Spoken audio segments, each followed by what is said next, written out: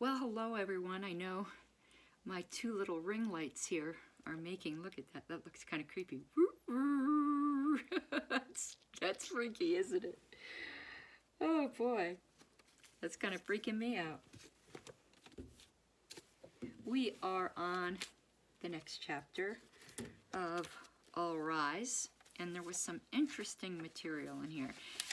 It was about healthcare and libertarianism, or healthcare and liberty, which is very timely. So it is chapter 6.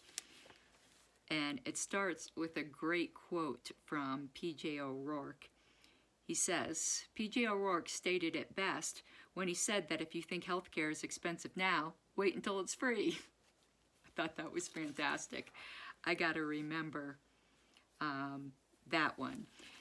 But he brought up a great point, and it's funny, I know this is about healthcare, but I had related it to, believe it or not, Georgism. But he said, in the UK, where the government runs the healthcare system, some officials are now proposing that since obesity is a health problem, the government should start restricting the number of calories that people would be allowed to ingest each day.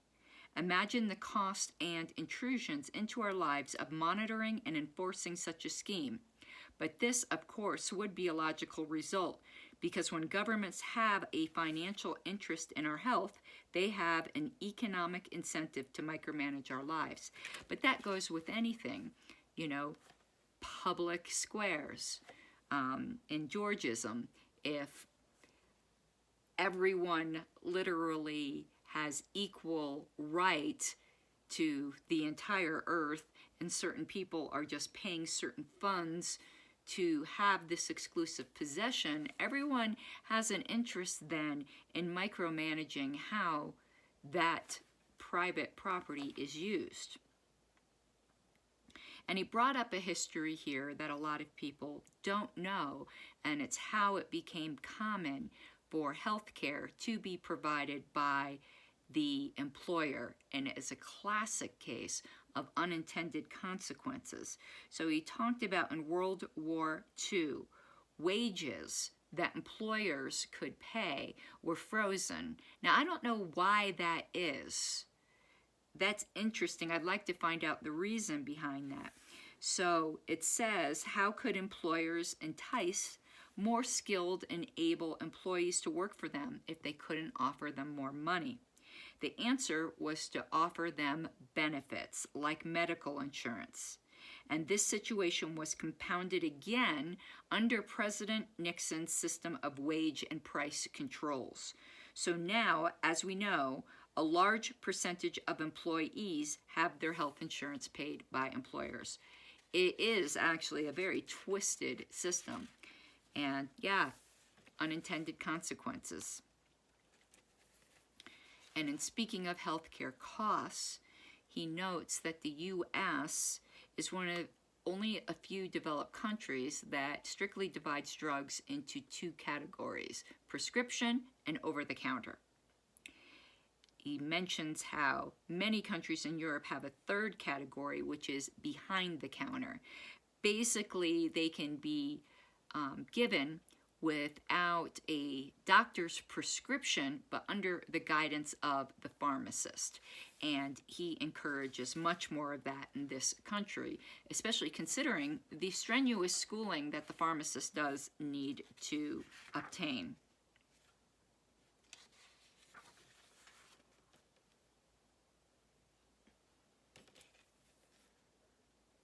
And then he moves on to what's going on with COVID, and says the federal response to COVID has underscored a sentiment libertarians have asserted for a long time. Governments cannot centrally plan.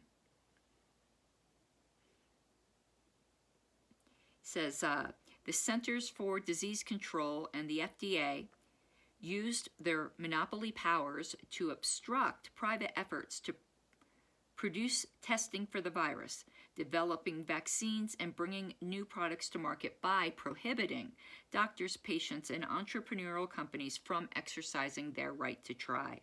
And yes, finally some progress was made when the CDC provided special fast-track approvals to the private sector.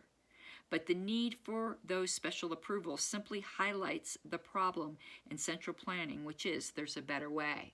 And in another section, he says it also proves then that not fast-tracking was never needed. Like, if you can do it now, you can do it always.